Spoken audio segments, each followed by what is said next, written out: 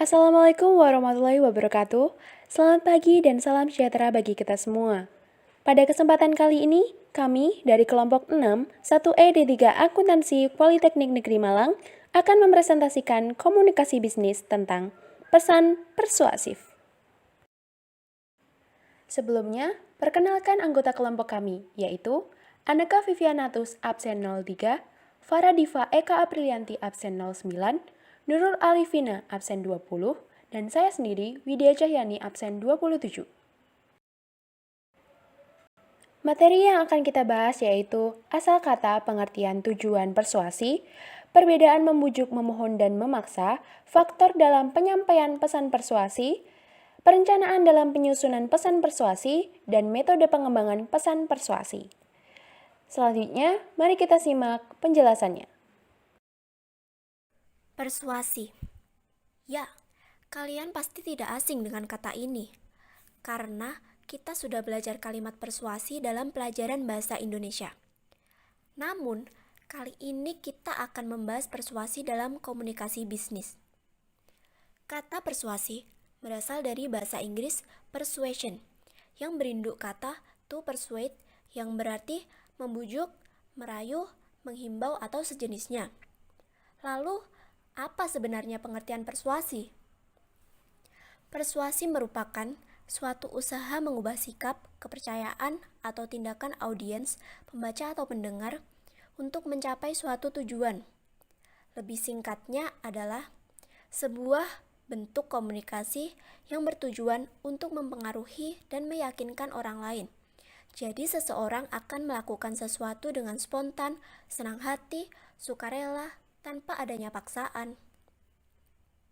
Tujuan persuasi sendiri dibagi menjadi dua, yaitu internal dan eksternal.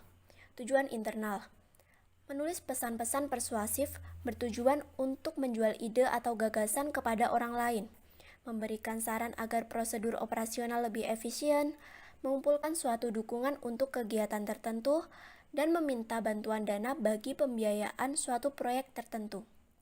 Yang kedua, tujuan eksternal. Pesan persuasif dapat berupa permintaan atau informasi yang bersifat menyenangkan atau kegiatan untuk mendapatkan dana dan kerjasama. Jadi, dapat disimpulkan, tujuan dari pesan persuasif adalah mempengaruhi audiens yang cenderung mempertahankan ide atau gagasannya, sehingga pesan persuasif umumnya cenderung lebih lama, lebih rinci, dan tergantung pada perencanaan strategis yang cukup ketat.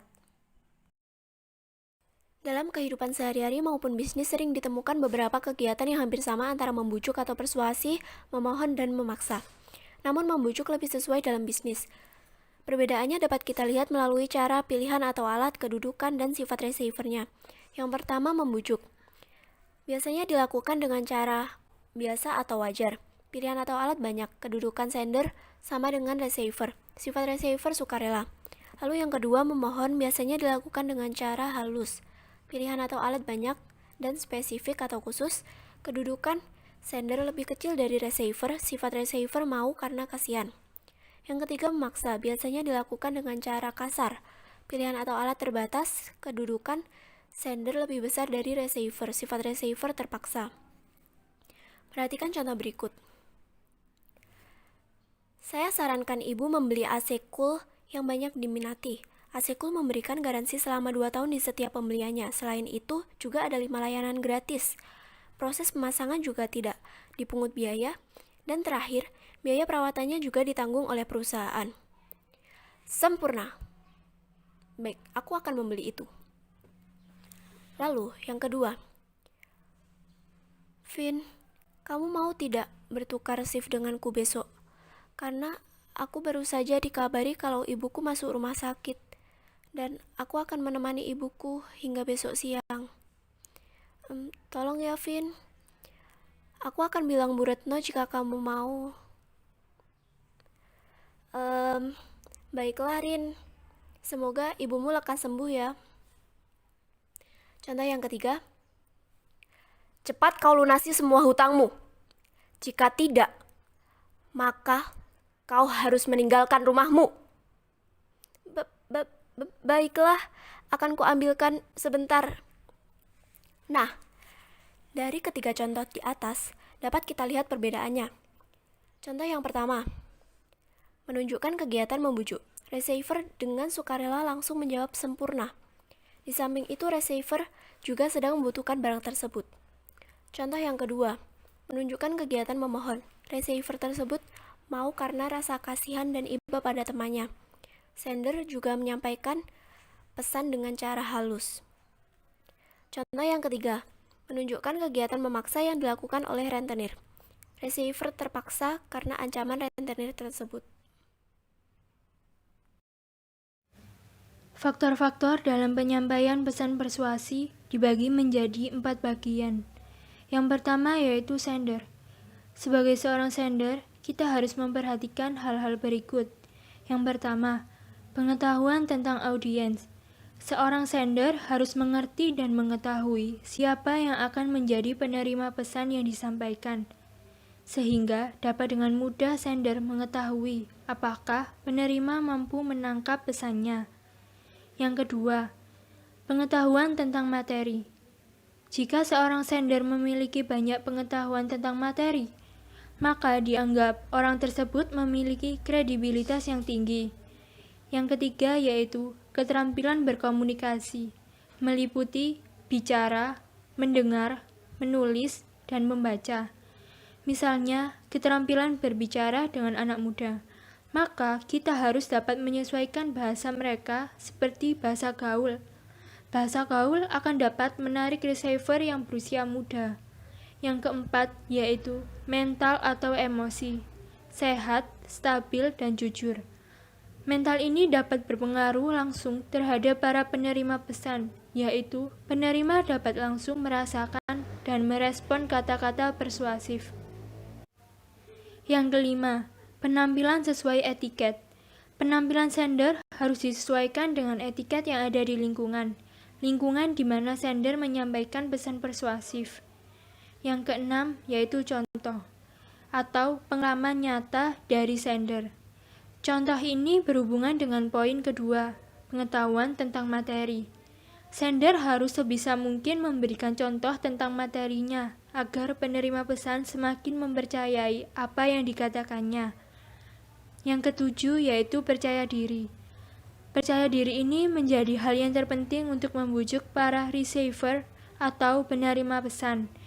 Jika percaya diri ini tidak ada dalam sender, maka receiver bisa saja akan meragukan pesannya dan menganggap segala bentuk penyampaian sender sebagai tipuan. Yang kedelapan yaitu latar belakang, meliputi sosial, ekonomi, budaya, dan usia. Latar belakang ini harus setara dengan para receiver. Contohnya, kita memberikan informasi kepada anak yang usia muda. Sebisanya kita sebagai sender, kita harus menyesuaikan dan memperbarui pengetahuan kita terhadap para audiens yang muda. Yang kesembilan yaitu karisma receiver, misalnya oleh tokoh masyarakat, negarawan. Yang kedua yaitu receiver, terdiri dari yang pertama, latar belakang yang mungkin lebih rendah dari sender. Yang kedua, perhatikan waktu yang tepat dalam penyampaian. Yang ketiga, pesan sesuai kebutuhan receiver. Yang keempat, kebiasaan yang sudah berurut akar biasanya sulit dibujuk. Kebiasaan yang berurut akar ini seperti adat istiadat suatu daerah. Adat istiadat tersebut tidak dapat dipengaruhi oleh orang lain atau dibujuk oleh orang lain. Yang ketiga yaitu channel. Channel dibagi menjadi dua bagian, yaitu langsung dan tidak langsung atau melalui media. Channel langsung dapat berupa tatap muka dan rumit atau kompleks. Sedangkan channel tidak langsung atau melalui media dapat berupa media cetak dan media elektronik. Faktor yang keempat yaitu message. Yang pertama yaitu penggunaan bahasa yang dapat dipahami oleh receiver. Jadi, di dalam pesan ini, bahasa yang digunakan harus secara jelas dan tidak bertele-tele agar receiver dapat dengan mudah memahami pesannya. Yang kedua yaitu dapat menggunakan berbagai bentuk organisasi pesan atau misalnya seperti pola AIDA. AIDA yaitu Attention, Interest, Desire, and Action. Yang selanjutnya adalah perencanaan dalam penyusunan pesan persuasi. Di sini ada 4 perencanaan. Yang pertama, analisis audiens. Yang kedua, pertimbangan perbedaan budaya. Yang ketiga, memilih pendekatan organisasional. Yang keempat, memilih daya pikat. Yang pertama, analisis audiens. Pesan persuasi yang baik harus berorientasi pada audiens, yaitu dengan cara menghubungkan pesan yang ingin disampaikan dengan minat dan kebutuhan audiens. Analisis dapat dilakukan dengan cara mengajukan pertanyaan, siapa audiens harus melakukan apa, dan apa saja kebutuhan mereka. Yang kedua, pertimbangan perbedaan budaya. Pemahaman terhadap perbedaan budaya akan membantu memuaskan audiens dan bagaimana mereka memandang kita atau memberikan penghormatan kepada kita. Contohnya, di Amerika lebih menonjolkan segi teknis dan praktis dalam promosi produk, sedangkan di Prancis, teknik agresif tidak disukai. Yang ketiga, memilih pendekatan organisasional. Agar penyampaian pesan persuasif dapat tepat sasaran dan sesuai dengan apa yang dikehendaki, maka perlu diperhatikan cara penyampaiannya kepada audiens. Di sini ada 2 pendekatan, yaitu pendekatan langsung dan pendekatan tidak langsung.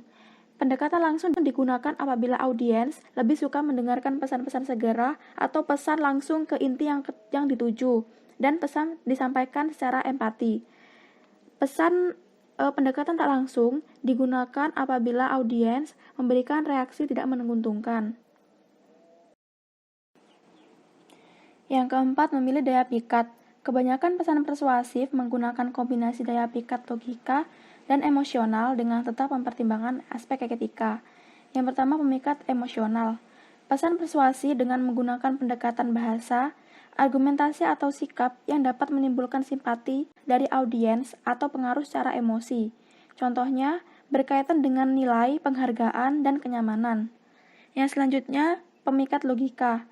Pesan menggunakan bukti-bukti, fakta yang logis, sehingga dapat menggunakan alasan, antara lain yang analogi, yaitu penggunaan alasan dari bukti-bukti spesifik menuju bukti-bukti spesifik pula. Penjelasan dengan memberi perumpamaan suatu peristiwa dengan peristiwa lainnya yang hampir sama. Misalkan menjelaskan suhu di kutub utara dengan suhu di lemari pendingin. Yang selanjutnya, induksi adalah pemberian alasan dari bukti-bukti spesifik menuju kesimpulan umum untuk meyakinkan pelanggan potensial bahwa produknya adalah yang terbaik. Komunikator mungkin saja akan melaporkan hasil tes pasar yang menunjukkan bahwa orang-orang lebih menyukai produk tersebut. Oleh karena itu, jika beberapa individu menyukainya, maka orang lain juga akan menyukai produk itu. Yang selanjutnya, deduksi adalah pemberian alasan dari yang bersifat umum menuju kesimpulan spesifik.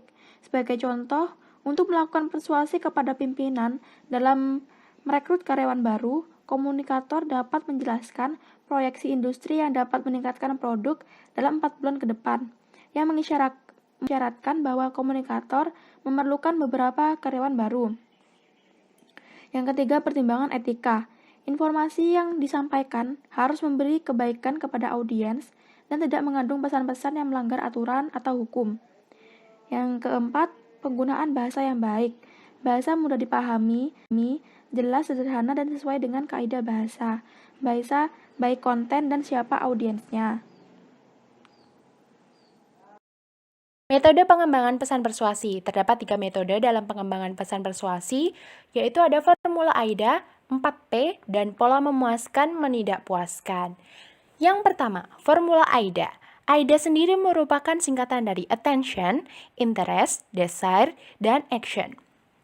Ada beberapa tahapan di sini, yaitu ada attention step. Attention step ini berupa attention atau pendahuluan, tarik perhatian dengan masalah audiens, buat mereka merasa, itu gue banget tuh, itu aku banget. Nah, misalnya gini, saya ingin menjual produk kecantikan dengan target konsumennya adalah wanita karir, yang notabene-nya wanita karir ini sering bertemu dengan klien. Contoh kalimatnya gini, Ingin tampil cantik dan menarik tanpa perlu ke salon setiap hari? Yours Cosmetics solusinya. Tahapan yang kedua ada need step. Need step ini berupa isi dibagi menjadi dua, yaitu interest dan desire. Nah, interest di sini merupakan isi. Timbulkan minat audiens dengan memberi keterangan manfaat, komposisi, dan cara kerja. Buat mereka itu tertarik dengan Anda, misalnya dengan kalimat seperti ini. Dengan menggunakan produk kecantikan dari Yours Cosmetics, Anda akan menghemat waktu dan biaya untuk perawatan ke salon. Bisa melakukan perawatan sendiri di rumah dengan bebas, tampil cantik dan menarik setiap hari. Selanjutnya, desire. Desire ini berupa isi, hasrat dari audiens, melakukan peragaan, menunjukkan bukti atau kesaksian. Buat mereka itu sangat menginginkan produk Anda, misalnya dengan seperti ini. Bagi Anda seorang wanita karir, waktu Anda sangat berharga. Anda harus bangun sejak pagi, menyiapkan sarapan dan bersiap berangkat ke kantor. Belum lagi energi yang terkuras akibat mengurusi rumah, klien, dan bos Anda di kantor. Kemudian Anda tiba di rumah pukul 7 sore dalam keadaan seperti tisu basah. Dengan rutinitas seperti itu, pergi ke salon jadi hal yang mustahil. Untungnya, produk kecantikan Yours Cosmetics hanya membutuhkan waktu 15 menit dalam sehari. Dimanapun, kapanpun, dan Yours Cosmetics akan membantu Anda tampil cantik dan menarik setiap hari. Nah, dengan kalimat seperti itu, Anda dapat memancing pembaca agar muncul pikiran seperti, oh ini dia nih yang aku cari, aku harus beli ini nih. Nah, kemudian tahapan yang terakhir ada action step. Action step ini berupa action, yaitu membuat rangkuman, mendorong pembaca atau audiens melakukan sesuatu untuk membeli ataupun mengikuti. Seperti contohnya kalimat seperti ini. Dengan harga promo Rp1.999.000, Anda dapat mendapatkan satu paket produk kecantikan dari Yours Cosmetics. Nggak perlu mikir lama-lama, bisa pesan sekarang juga, bisa bayar nanti. Karena produk ini terbatas, yuk buruan segera hubungi call center kami di bawah ini. Nah, itu tadi adalah formula AIDA. Kemudian ada metode selanjutnya adalah metode 4P, yaitu berupa promise, picture, proof, dan push. Yang pertama ada promise. Promise ini merupakan maksudnya di sini promise yaitu menyampaikan pesan dalam bentuk janji yang untuk menarik perhatian. Kemudian ada picture. Picture itu memberi gambaran atau penjelasan yang relevan, detail yang ditawarkan, fungsinya untuk lebih meyakinkan apa yang telah dijanjikan. Ada proof. Proof itu melakukan pembuktian baik secara tertulis maupun secara lisan. Dan yang terakhir ada push. Push itu mendorong audiens untuk mengikuti bujukan dan melakukan sesuatu sesuai dengan pesan persuasif yang sudah kita sampaikan. Selanjutnya metode yang terakhir, pola memuaskan, menidakpuaskan. Yang pertama ada menidakpuaskan. Menidakpuaskan di sini menekankan kepada audiens atau mengingatkan tentang sesuatu yang dilakukan audiens pada saat ini itu salah, merugikan bagi mereka. Seperti contohnya kalimat seperti ini. Saya sangat memahami masalah Anda. Oleh karena itu, saya hadir di sini mencoba membawa solusinya. Nah, kemudian ada memuaskan. Memuaskan di sini mengungkapkan tentang kelebihan atau keunggulan pesan atau produk yang kita tawarkan. Selanjutnya ada mendramatisir. Mendramatisir ini mendramatisir sesuatu secara emosional maupun logika sehingga audiens itu mulai tersentuh dengan bukti-bukti yang telah kita paparkan. Dan yang terakhir ada menggerakkan. Menggerakkan di sini maksudnya itu menggerakkan audiens untuk melakukan sesuatu sesuai dengan pesan persuasif yang sudah kita sampaikan. Baiklah, itu tadi penjelasan mengenai pesan persuasif. Sebelum mengakhiri presentasi kali ini, saya ada kata mutiara. Seperti ilmu padi, semakin merunduk, semakin berisi. Begitu juga indahnya berbagi, jikalau berilmu, jangan sungkan untuk mengomentari. Sekian dari kami, ada kurang lebihnya mohon maaf. Sampai jumpa di presentasi berikutnya. Wassalamualaikum warahmatullahi wabarakatuh.